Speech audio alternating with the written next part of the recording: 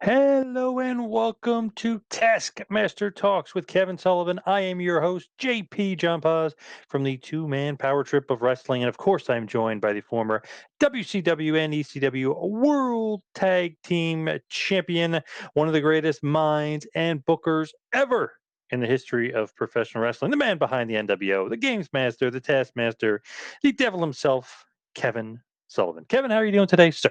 I'm doing great, John. Thank you very much. How are you doing? Pretty good. I feel like you are having nice weather out there, out in the island where you are, and in your hidden island out there. But crappy weather here in the Northeast for sure. Well, we're getting to be coming up to the holiday seasons, which we usually have crappy weather, but hey, you can't have it wonderful all the time, so it makes you appreciate the good times. True. Does it ever get cold out there? No, we don't. I've had this house for 12 years. I was going back and forth from the southernmost point in the United States to just about the northernmost point. And I've seen snow 4 times, but it's been a dusting. And us from being in the Northeast, I couldn't believe it. They had like a quarter of an inch. The island shut down for 2 days. It's crazy. So Wow.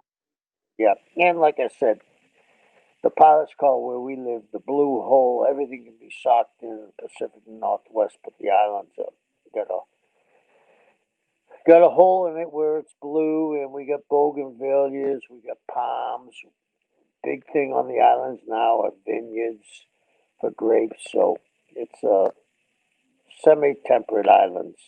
So it's really different. It's really unique. Yeah. Nice.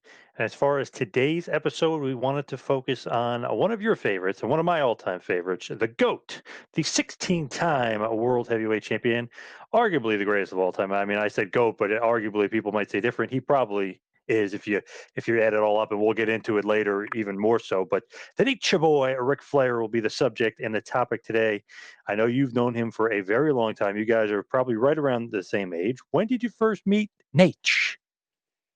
I met Nate in '75 in Charlotte. But a unique thing I met actually that was the territory I met him in, and then later on I would meet him in St. Louis when he was they get ready to. Uh, their idea was that he was in the running for the belt, so he went to St. Louis. I was going to St. Louis first from Florida and then from Kansas City. And I was not in the position that Rick was in, but he was terrific. And the funny thing was, I, I got a program someone just showed me recently because I don't keep memorabilia. Uh, I was supposed to wrestle Rick on his first Madison Square Garden show in '76, and something happened that he didn't make it. So I've known Rick forever. Uh, Rick has come down and visited me. I took his kids snorkeling. Uh, I took his kids to see sharks under the water, which they might they might have not really appreciated. Rick and I have had a great time. I've been on the Ric Flair party train, and if you ask me to come up with a story, I can come up with stories of bits and pieces because when you go out with Rick, that's what it is. It's bits and pieces. And I've told you about the greatest story of all times. Aaron, I don't mean to get you in trouble. Aaron, it was a long time ago. It, Double A was going to go to the Hawaiian Islands on a vacation. There's no harder working man in show business than Aaron Anderson. And we used to stay at the Blackstone Hotel, one of the famous hotels in Chicago, free because Rick's best friend's family owned it. And they just didn't own that. They owned every major arena in the country. They were the only family ever taken to court for a monopoly because every heavyweight boxing match from like 32 until Ali and Liston, up until Liston and Ali fought in Lewiston, Maine, was fought in their building. They owned the Blackhawks. They owned the Bulls. They owned the Harlem Globetrotters. And when we stayed there, I mean, it was a glorious hotel. And, you know, Rick got AAA treatment because Bruce McCarthy was his dear friend. So we go out one night, and Aaron kept on saying, well, I ain't going out tonight because I got to get up at 7 o'clock in the morning and be bushy-tailed because I'm meeting Aaron in Vegas. So Rick, knowing that was the worst thing Aaron could have done, and it went from Aaron having a beer to triple kamikazes. And when Aaron came back to the hotel room, it couldn't have been planned any better. I would have loved to see this in a movie scene. Aaron got into bed and he said, I'm exhausted. He looks like a grilled French fry. The grease is coming off him. He lays down in bed, and I swear, no, he had put his head down. The phone rang, his wake-up call, and he had to leave. He was stumbling to find his bag, his shaving kit. It was hilarious. But that was it with Rick. It was when you went with Rick. And the crazy thing was, if you went out with Rick and partied like that, the next day, if you were in Dothan, Alabama, or Pensacola, Florida, or Tampa, or wherever, where it was hot, the next day at 9 o'clock, you were out there doing squats, push-ups. I mean, I'd seen Dr. Tom Pritchard, Doctor, if you listen to me, I know you're going to agree with me, almost pass out. Rick was the only guy I've ever seen in my life that could burn the candle at completely both ends and want to keep going. He's an amazing, amazing guy. And to me,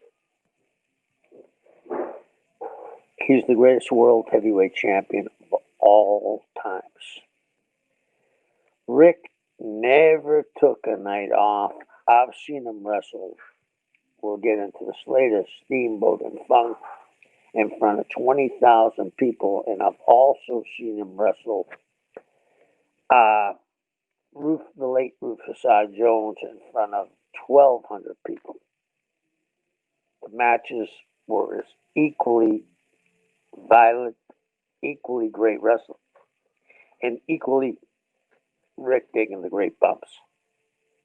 Rick never took a day off, and that was working, being part of the office, and also partying. He didn't take a day off.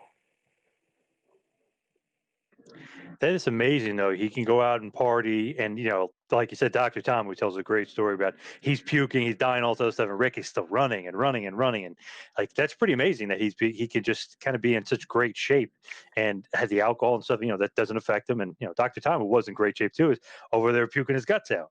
Yeah, and Rick had that strong mindset. I mean, Rick, you came from a powerlifting background. I remember the first time I ever saw a picture of Ric Flair. I went up to the office in Tampa, and Dusty was the booker.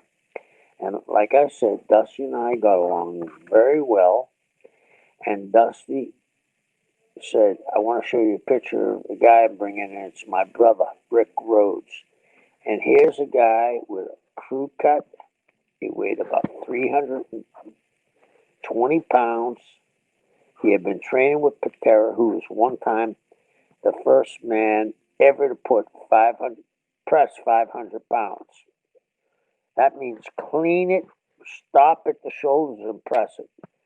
500 pounds. So he was training with Kenny, and Kenny was an incredibly gifted athlete. Also, I mean, the whole family. His brother was the coach of the Minnesota Vikings, and Rick was huge.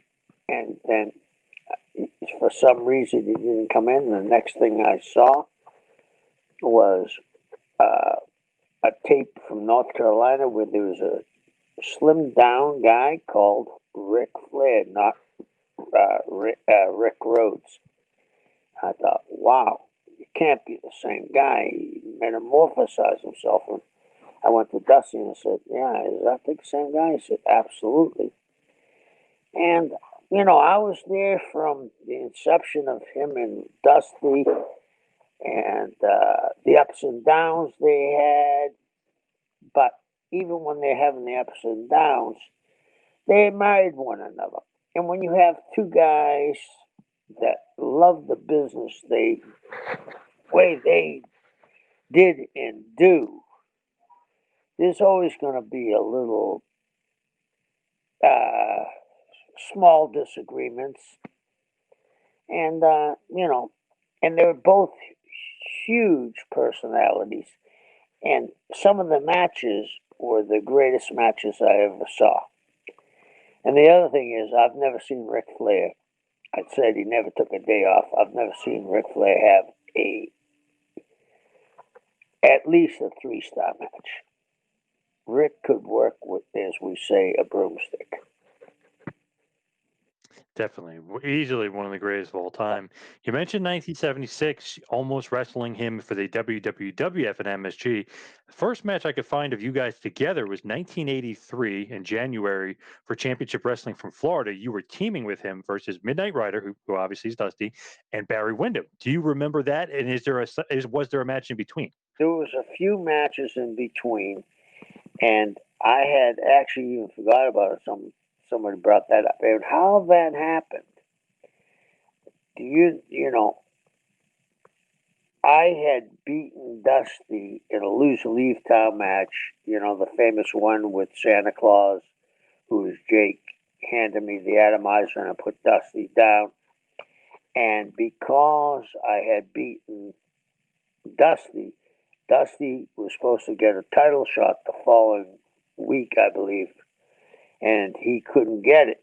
And we had tag matches around, and I can't remember the finish, but I'm going to say that Rick might have done the job for the Midnight Rider, and Dusty and I came up with the finish where he actually beat Rick in Miami, the Midnight Rider, and he had to give the belt back because he was on suspension, meaning Dusty, and if it was proven that he was the Midnight Rider, he was going to get suspended for life. So the angle was, even though he won, he didn't have to tell anybody or show anybody his face but Geigel. And he refused to do that and had to give the belt back. So I think this might have been leading up to that. As far as Dusty and Rick, like you said, there's always kind of a professional rivalry. And we got into it a little bit when we had JG on, talking a little bit about how he kind of had to manage both, maybe they had both their egos. Rick is obviously at the top of his game. He's the world champ. Dusty, at the top of his game, maybe wants to be world champ, but also is the booker. So, I mean, there's some conflict there. And also you have to realize, too, you can't always kill the heels, kill the horsemen. You got to keep them strong, keep their heat. So what do you think about the relationship between Dusty and the Nature Boy? First of all, they loved one another. So they were like brothers. And brothers fight. I have a brother and we used to fight when I was younger. And you got two guys, and here's the other thing. Rick got Dusty that job. And Dusty was smart like this. Like when I'm gonna give an example of what he did to me. I was over because of Dusty. He did the job at the right time for me. When I would wrestle Mulligan, Jack never beat me, or if he did, he went out on a stretcher. I was thinking, I was in San Antonio last week, and I thought last time I worked in that area, we were outside in a ballpark, and Mulligan beat me, but I laid the Texas flag on top of him and lit it on fire, and I had a riot. Dusty knew how to keep his heels hot, and Dusty also thought that he would feed you his top baby faces, except Dream was Superman, and rightfully so. Unless you had the right kryptonite, whether it was yellow or red kryptonite, the green kryptonite, you needed that, and probably all three of them to get him down. And there was a little bit of jealousy who was drawing, but without one another, it wouldn't have worked.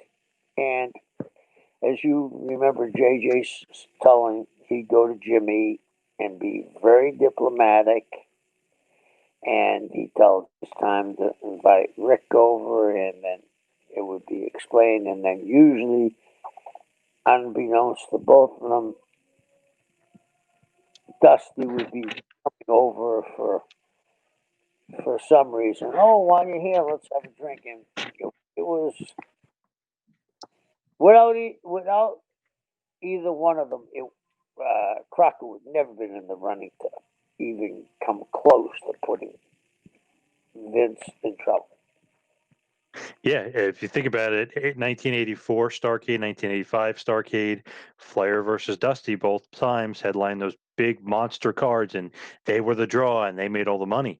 But if I could rewind to Starrcade '83, and it's interesting because you're on the card as well. There, it's Harley Race versus Ric Flair, the Flair for the gold, and Flair's really going to make his name and really become, the Nature Boy that we know and love today, and win that cage match. You were on that card, you and Mark Lewin, if you remember, against Scott McGee and Johnny Weaver. Yeah, I got a great story to tell you. They came to us and they told us we were going to be in the Summit Mine in Maine next year, blah, blah, blah. And they said, we want you to get juice on Scott McGee. And Scott McGee had never gotten juice. So Gary says, I'll do it to you, Scott. He said, no way, Gary. And Mark said, well, I'll do it. And he said, no way. And he said, the only one that's going to do it is Kevin. And I said, okay. Well, I made a regular blade. As I'm going out, I had put the blade in the bench, and it's time to go to the ring. The blade's gone. Mysteriously, the blade's gone. So I'm panicking. They say, you got to go, you got to go. Hardware him. I'm thinking, oh, no, not doing that. And all of a sudden, when we're coming out of the entranceway, Gary said, here, I think this is yours. Well, it looked like a shark dorsal fin. It wasn't anything I would have used. I mean, it was huge. And Gary wound me up. He said, you got to get it on him and get it quick. And when I did, at first I cut him so bad it didn't open. And then when I did it again, it just poured in his boots, and he was screaming, no, not enough. So Scott was another guy that never got his due. He was a terrific performer, and that got us over, but it kind of set the tone for that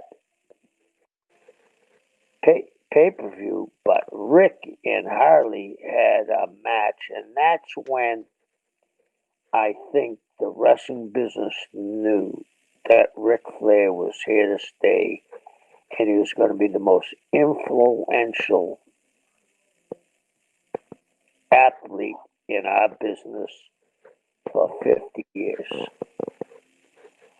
I've said this before. In in 1989, Herd was going to get rid of him.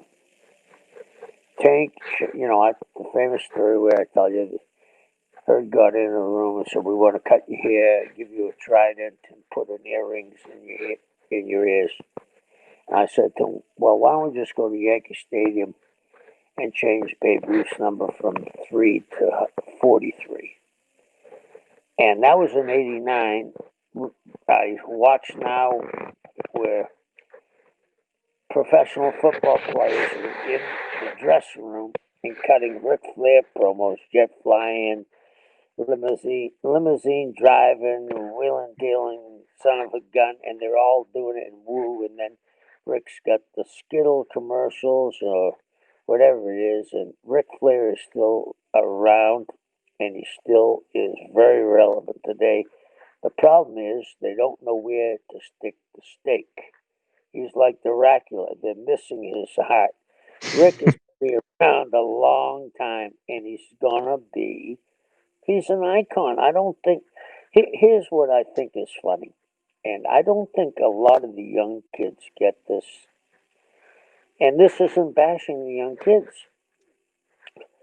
I was in San Antonio, and they had some of the greatest matches I ever saw. Mustang Mike and Milo had a match that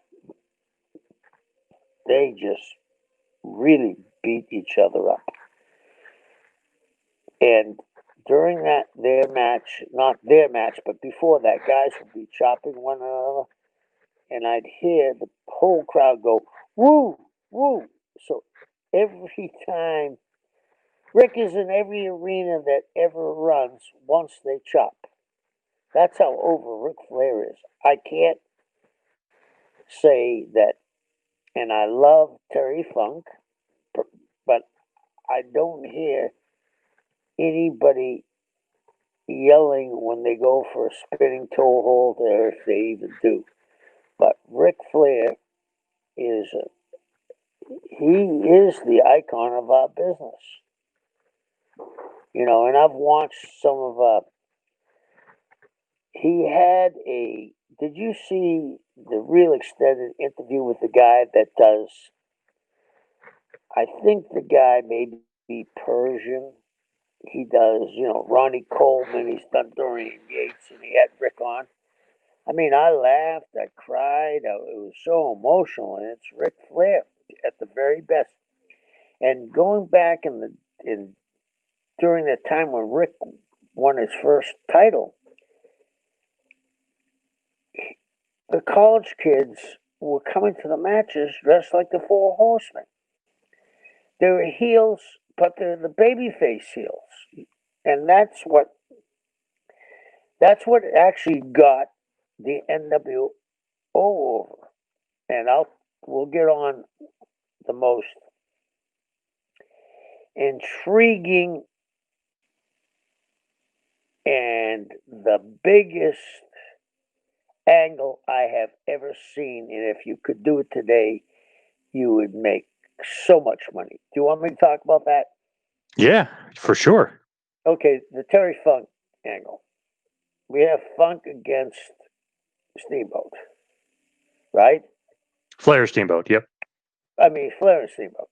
But we have them. And this was my finish. I had Lou, Pat O'Connor, and Terry write down, if it went the full 60 minutes, we're going to have a judge's decision. Well, Ric was the stone cold heel during that match. The people were booing him against Steamboat. And then afterwards, you remember the angle? They went to the votes, and Terry Funk had changed his vote and threw it on the ground. In 10 minutes after the building was booing Flair for an hour, and this says a lot about Terry Funk. Terry Funk pile drive Ric Flair, and as they're carrying Ric out, the building gets up and gives him a standing ovation. I don't think I know anybody in today's wrestling or wrestling in general that could be booed for 60 minutes and 5 minutes later get a standing ovation like the greatest babyface of all times. You, John? No, it's pretty impossible. It's impossible. You just hit the word I wanted to hear. It's impossible. It sounds like we're lying. Go back and watch the tape. Of course, he had Terry, and of course, he had Lou and Pat in the background, but Terry Funk is right up there with Rick, is one of the greatest champions of all times. But it would have been a little bit harder for Terry, because he didn't have young guys wearing sport coats and that kind of thing. Terry Funk was Terry Funk and is Terry Funk. But Rick spent an hour getting booed. And then 10 minutes later, we get a standing ovation, and people are panicking. Is Ric Flair going to be able to wrestle again? To me, that was one of the proudest moments of my career that I came up with that. And it wouldn't have worked if it wasn't for Ric Flair. Absolutely. And it's just Yeah. awesome. Like the build up to it's awesome because you're going to have those trilogy of matches. What I say it's the greatest feud of all time or the greatest matches, or maybe I can just say it's my favorite matches of all time when you got Flair versus Steamboat. You had Chi-Town Rumble 89. You had the Clash of the Champions and that awesome 2 out of 3 falls match. And then you had Wrestle War. And in between there, if anybody could find it, it's on YouTube. There is a 6-star match that Meltzer gave 6 stars to between Flair and Steamboat, Landover, Maryland. I believe it is March of that year. So it's really more than a trilogy, but really on TV and in storyline, it's really a trilogy of matches. Flair wins at Wrestle War 89, and arguably and probably the greatest match of all time. That all those matches are 5 stars, and I feel like the house show match that you can find on YouTube is 6 stars. So I mean, they're all 5 stars and above. They're all amazing matches. They're all great. I don't think anything past it has ever touched it. Anything since has ever touched it. Just amazing. And then you flip the switch, and all of a sudden, Funk is beating the hell out of Flair, and then Flair has a tremendous feud with Funk. It's just unbelievable storyline. And that was you putting that together? Yeah, that was my finishes. Rick had was the Rick had brought me in right then to give finishes, and Rick let me give all those finishes. But I gotta say this: did you say that Meltzer was giving these big old numbers? Yes. Not today, because I think he's great. He's giving 5 stars to people, right? Now, just now. I was there in Chi-Town Heat where you sit with Brett Muster. Was that his name? Brad Muster, yeah, football player. Yep. And I saw him jump up and down for false finishes and to moves they made. I wonder if he does that now when he puts out these stars for different guys. Or has, and this is no disrespect to the younger guys, has the quality of matches gone down that it's easy to give these 5 stars to the matches? Where I'm going with this, the Steamboat Flair and then Terry Funk Flair, if these guys are getting 5 stars, then Terry and Steamboat, Rick and Steamboat, and Rick and Terry should have gotten 7 stars in a continuous matches. You know what I mean? Yep. Nothing they do less than that. If you give them 5 stars out now.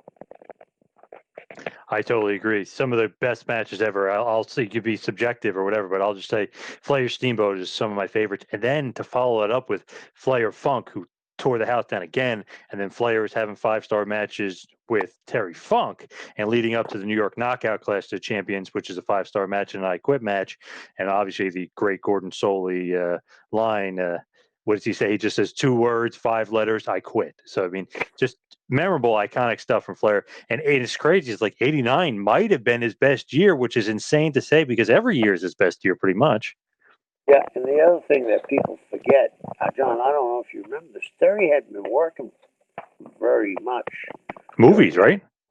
Yeah, and he was going to Japan, but I mean that 2 weeks here, Japan, Hollywood movies. You remember the TV series had the Cowboy series, whatever it was, where he carried this race.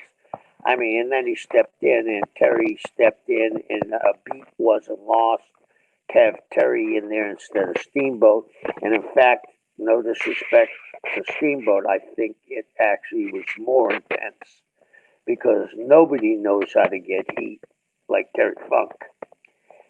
When I talk to younger guys and they say, "Well, how do you get heat?" I say, "It's real easy. Go watch Terry Funk's matches, and if you can get 1/10 of what he puts out, you're going to draw money." I mean, Terry Funk has drawn. I always say that I believe the Undertaker has drawn more money because he's had the WWE machine than anybody in the history because of the longevity. But next comes Flair and Funk, in my estimations, because they were drawing this money, huge money, back in the 70s, 80s, 90s, 2000, 2010, 2020. And they could probably do it, in the 2030s because they're not going anywhere. You know, we got to get the villagers to light the torches and chase them out of the castle. You remember the great Frankenstein scene? Oh yeah. A riot is a horrible thing. What do you think makes Nate such a good draw? Like you were kind of saying before, when he even was a heel, he's like the cool heel. You think that everybody just kind of wants to be him, like they almost want to live vicariously through Ric Flair?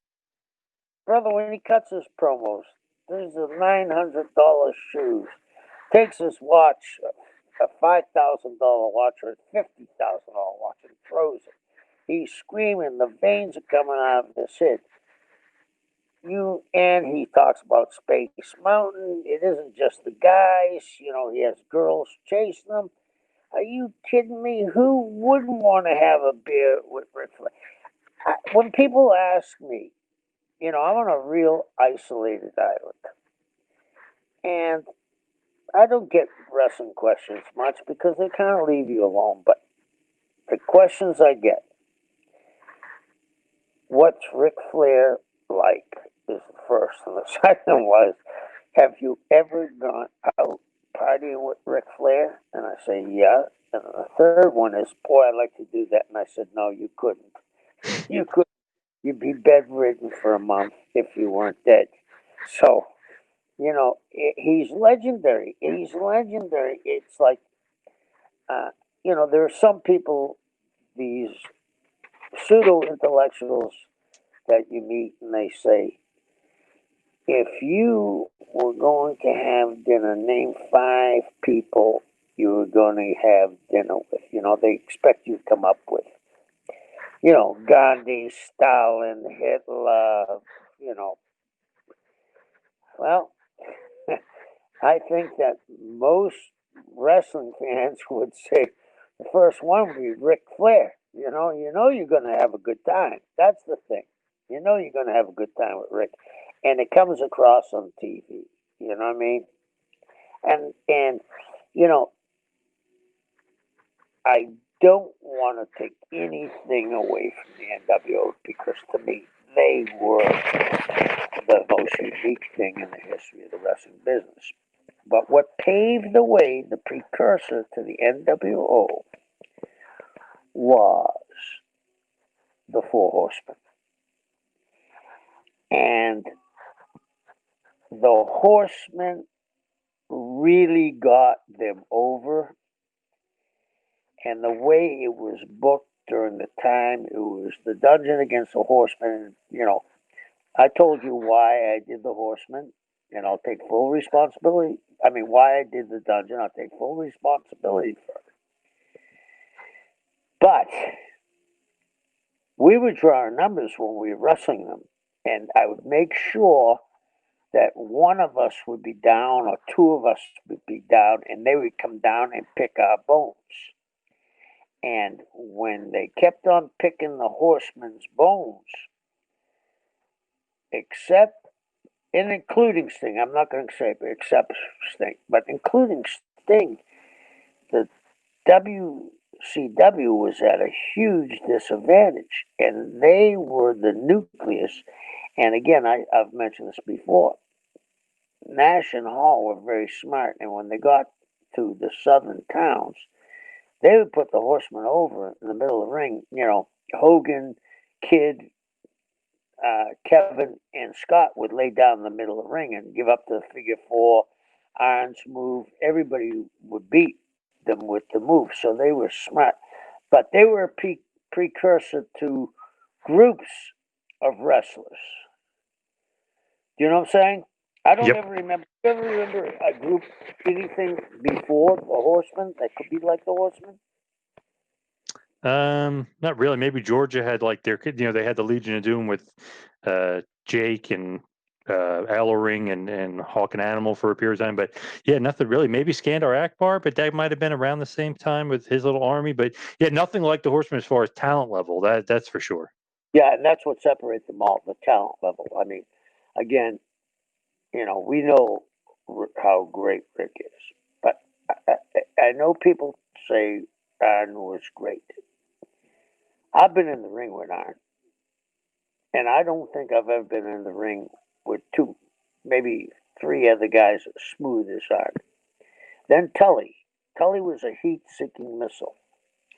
And then to me, then you had Barry Windham. And to me, when I was a heel and in my prime, the greatest babyface I ever worked with was Barry Windham. I would not gotten over the way I did if it wasn't for Barry Windham. I don't know if you've ever, John, or ever watched Barry when he had the blonde hair and he was lean and he looked like a wide receiver.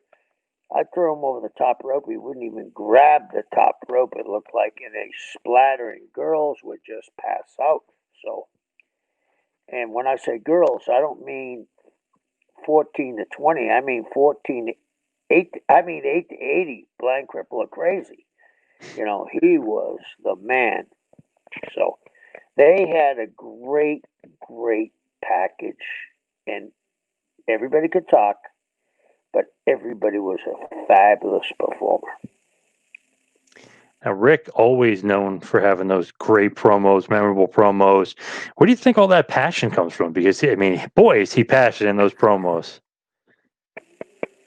He wanted to be the best wrestler of all times, and I believe he was. There's hardly an argument. I mean, he really is. If people, you can say Hogan and Flair kind of back and forth, but if you ask Hulk says Flair is the best ever. So, I mean, it kind of leans towards Nate. Yeah, and if I had my say to be a third person there, that would have been Dusty. Because as good as Hogan and Flair played off of one another, I don't think it matched the intensity of Rick and Dust. That had gone on a lot longer. You know what I mean? And it Mm-hmm. was somewhat of it was personal. And when you have personal things, whether you really like the guy or you're other, and like I said, they were like brothers. It ain't gonna be smooth all the time. So even when they were happy and together, they were trying to push each other. And then when they were pissed at each other, they were trying to tell each other a little story on the shoot inside the interview.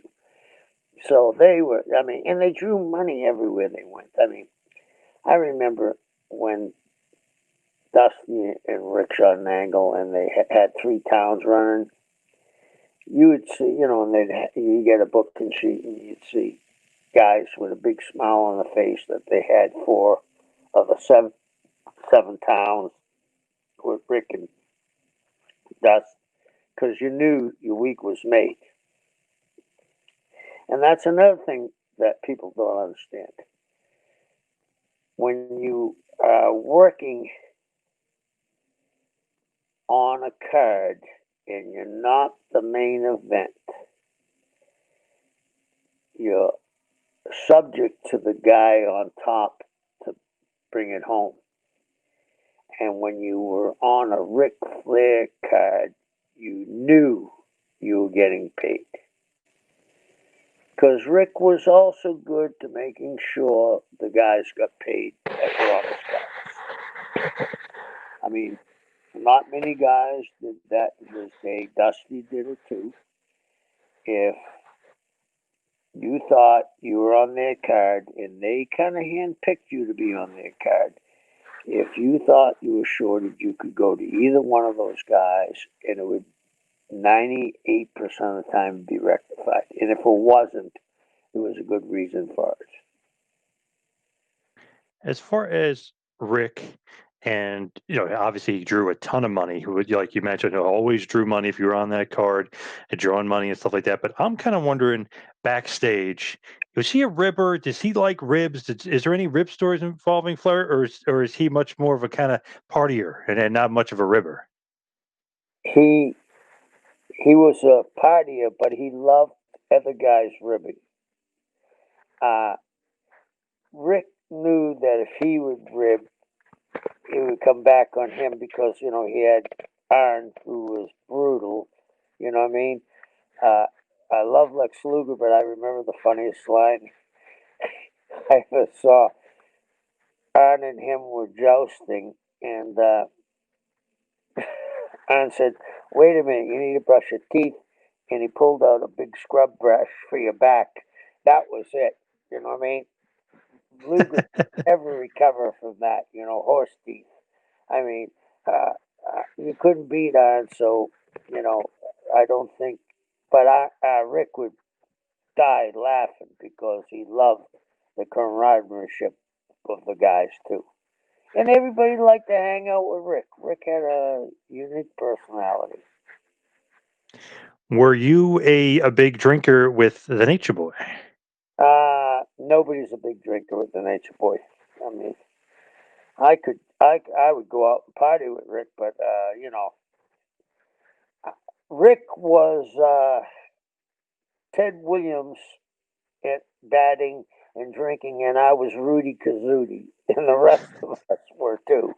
I mean, I'd never seen anybody with his capacity. I've been with Rick, and he's walked into a place. There was a very diner in Buckhead that everybody used to go to. All the athletes that played in the Atlanta teams were in there, and I would see Rick walk in and say, double, 100 double kamikazes, and he'd pass it out to the people, and that wasn't the only order he would have, you know what I mean? And, I saw Rick put a lot of people to bed.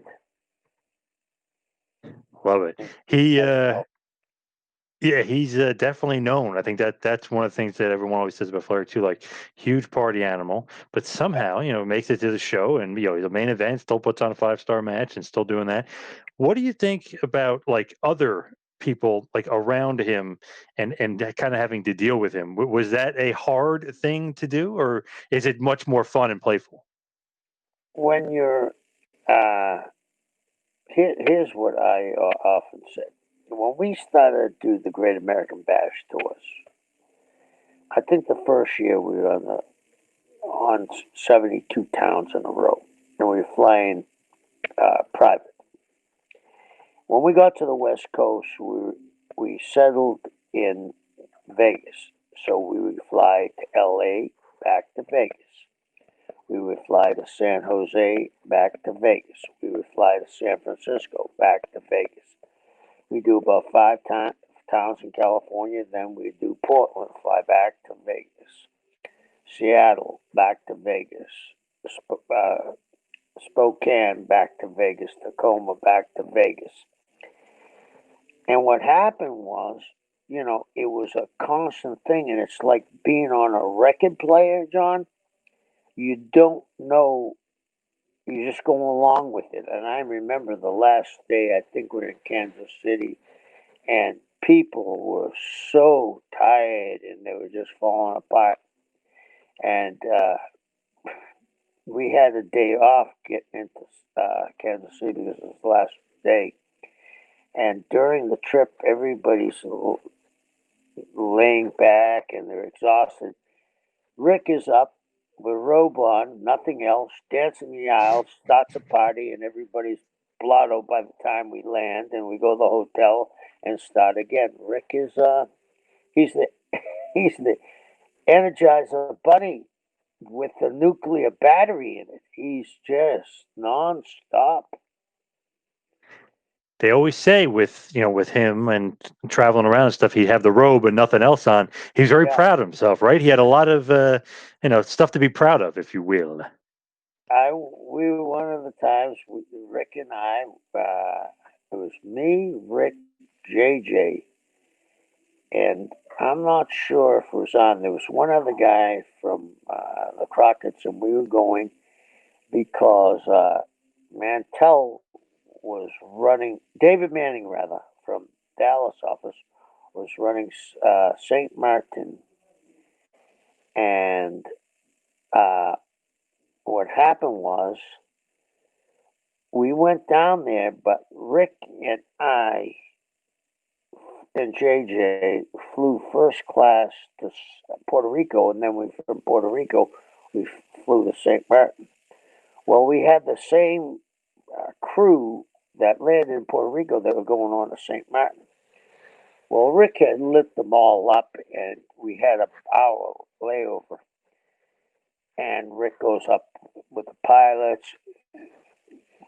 Rick had walked out with just the robe on, doing his dance with his shoes on. While we're sitting there, here comes the pilot with the robe on, naked too. I thought, oh God, man, this guy's going to drive us over the Bermuda Triangle. You know, there's a pilot naked dancing with Rick. I'm thinking, oh God, man, there's no stopping Ric Flair.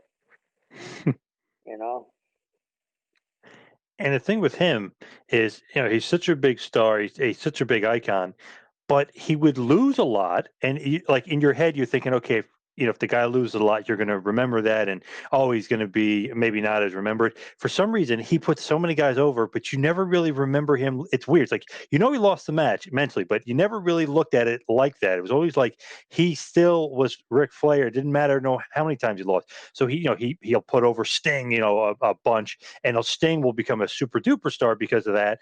But he's still putting the guys over. So did you ever see him like ever have like not a problem putting guys over, but ever say like, hey, I'm Ric Flair, I should be winning more or something. But he put over so many guys in his career. It's crazy if you really think about it. Hogan never jobbed that much, hardly ever. Flair used to job quite a bit. and the thing about Rick was, and I think this was one of his strong points of this interview. He never talked about losing, and when he got on the interview, it was, well, I took care of him and blah, blah, blah. And you'd say, that son of a bitch, he's a liar. He got beat. And Rick never acknowledged that he would get beat. And I think that was a key for him to be able to do jobs. And you mentioned Sting and Flair. I was there on the first one, Clash of Champions, 45 minutes. And I suggested that to Rick. I said, this kid is going to be a star. And Rick jumped in both feet and made him a star. So if you ever needed a number on a Clash of Champions or a pay-per-view or even a television program, it takes a lot of weight off a guy's shoulders when he puts two names and you know you're going to have the biggest number you got for 6 months with no angle.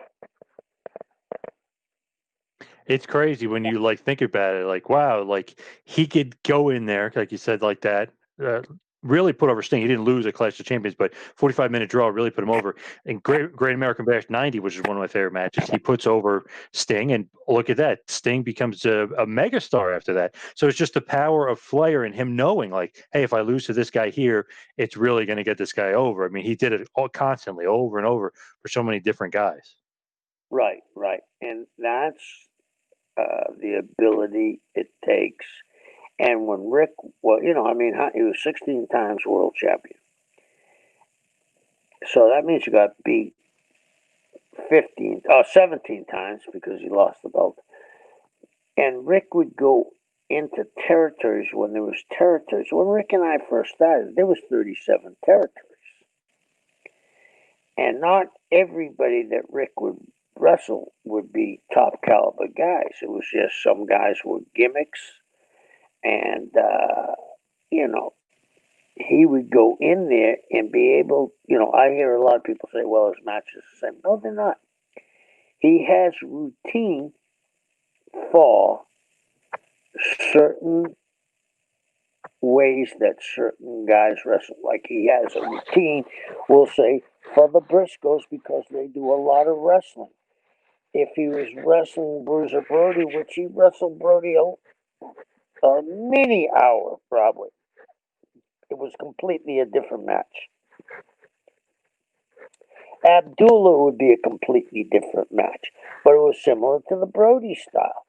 He knew what got guys over, and I was lucky enough to be in the ring with Rick, and when I would wrestle Rick, I came out of the ring in much better shape than I did going into the ring, and we had a little routine going too because I was a gimmick heel and he knew how to get the best out of me.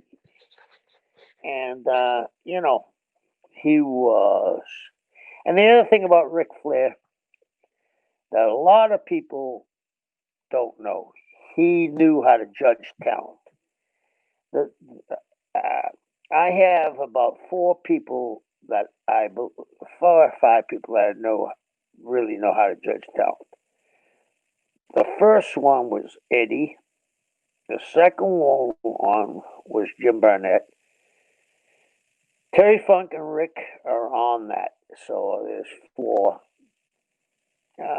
So I guess there's four guys that knew when they saw talent first time, this guy is money.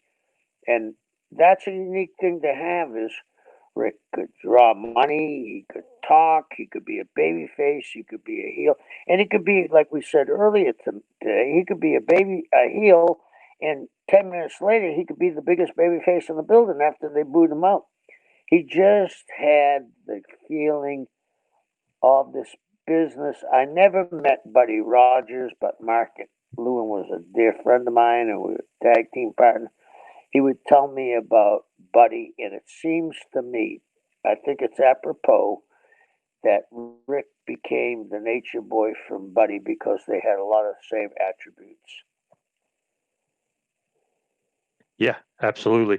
And I feel like with him being the nature boy and like that character and being, living up to the nature boy, he really had like the ultimate it factor. It's one of those things. It's like you can't totally describe it. You can't totally tell, but it's like when you see Flair, you're like, okay, that guy's a star. Even non-wrestling fans, they would be like, well, who is that charismatic guy? Like that guy is a star. I mean, that's Flair to a team. He's the nature boy. He's the it factor.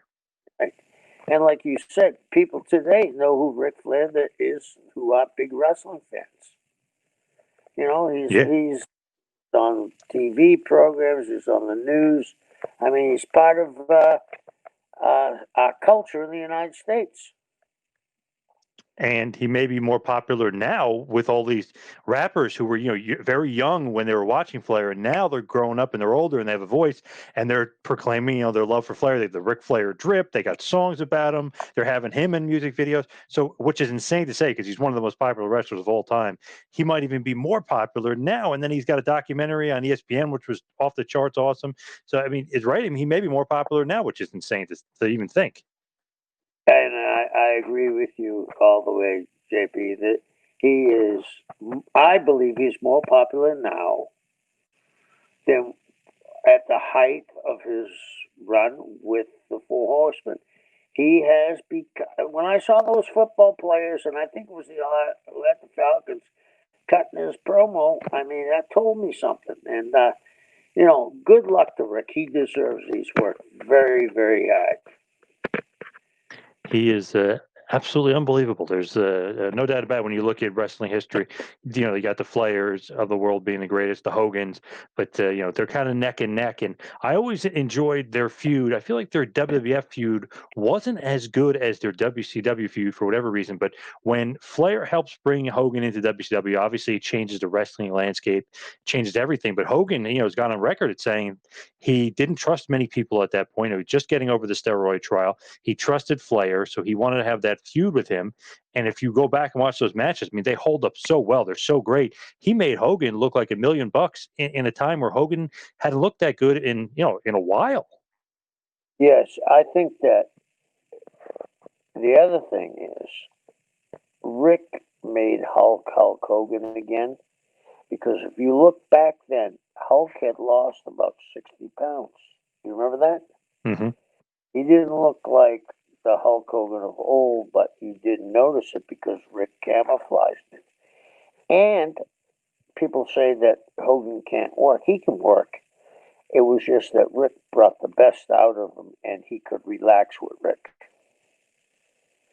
So I think, there's another thing that people don't get Rick credit for. He made guys look good. And made good guys look better.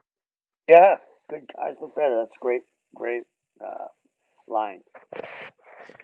With him, if you just like look at like his history of feuds and stuff, like I love the Hogan feud. Obviously, there's so many great matches that they have, especially Bash of the Beach '94, Havoc '94 is great. I mean, obviously they would have many other battles years and years later, even going into '99. Then the Hulkamania tour in the 2000s. I mean, they were feuding forever. Even in TNA, they were feuding. But one of my favorite feuds, and I don't know if you'll agree or not, but I always loved in WWF and WCW when he feuded with Macho Man Randy Savage. There was something about those two. They just had amazing chemistry, and it was weird. It was like obviously on screen, I doubt it off screen, but it's like they almost seemed like they really hated each other. They seemed like the polar opposites of one another.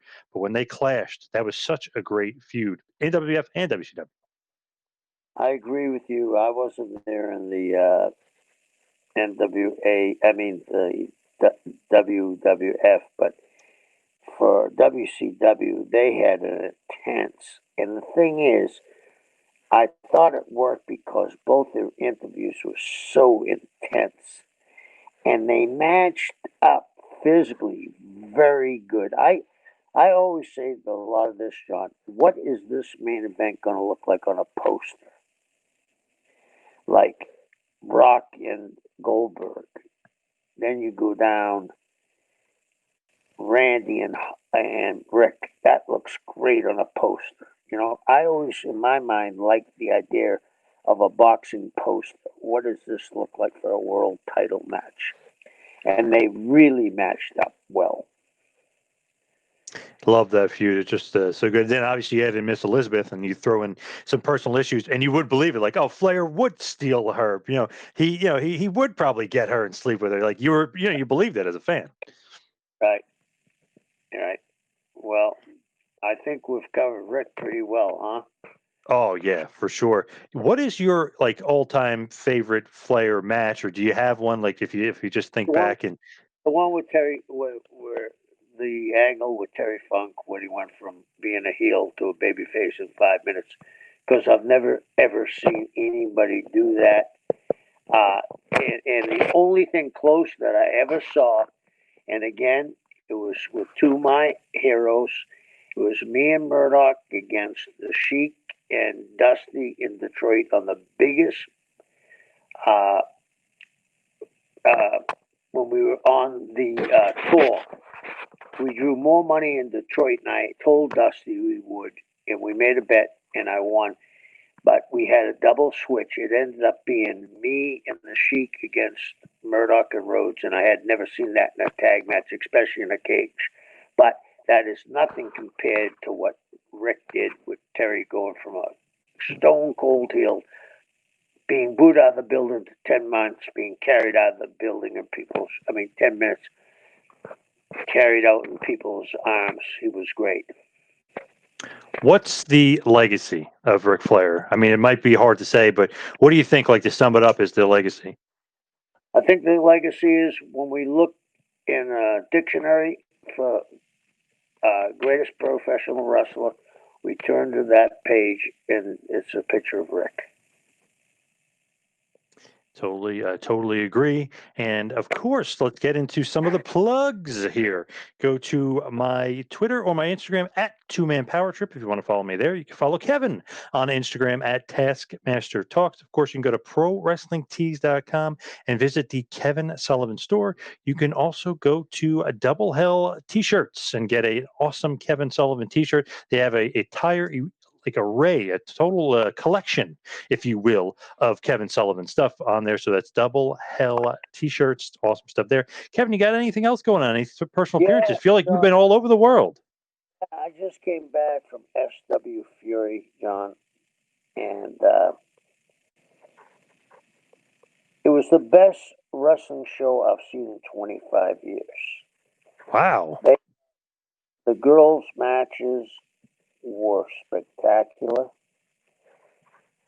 Absolutely. There was a guy, his name is Moonshine Mantell.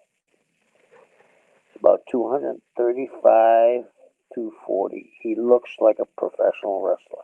He had a match with another kid about 225. Huge shoulders, named Milo. They had a brawl. I've been in a few of them in my life that was as good as anything I've ever seen. They got a commentator named Bob who is fabulous. Tom Lance is the owner. James Beard, who's a Texas legend, he did all the Von Erich stuff and was very instrumental behind the scenes. They ran a great show, and they're on CW Network. They're bringing in the Blood Hunter on next show. We all know about him. Coming in from Canada. So Andrew Anderson was there. He did a magnificent job. They have a lot of young talent that wrestles. And Charlie Haas was there. And I don't think I've ever seen a smoother wrestler than Charlie. He's up there and as one of the smoothest I've ever seen. So I think there's life and new companies, and I'm looking forward to seeing how they do. Me too, for sure. And I also want to mention, since you mentioned the Blood Hunter, December 19th, NAWA, you'll be there for the Jingle Brawl, which can be huge. It's, of course, at the Ocean Center in Daytona Beach, Florida. You'll be managing the Blood Hunter for his Florida debut, including Davey Boy Smith Jr., Gangrel, Chase Stevens, Alpha Jr., Amber Nova, and so much more. Tickets available through Ticketmaster or the Ocean Center website. This is just going to be a big one with you and the Blood Hunter. I love this this odd connection with you, this very evil connection with you and the Blood Hunter. Yeah, and the guy is the real deal, so it's going to be interesting. I mean, I'm really looking forward to it. Awesome stuff, as always, from you, Mr. Kevin Sullivan, and thank you, everybody, for tuning in this week. We'll see you right back here next week for Taskmaster Talks. Thank you for watching the Hannibal TV. Please like this video if you enjoyed it and click the subscribe button to not miss any of our latest shoot interviews, match videos, or news updates. Support us on patreon.com for $1.99 a month to watch our full shoot interviews ad-free and help our channel grow. Follow us on Twitter at the Hannibal TV for instant updates.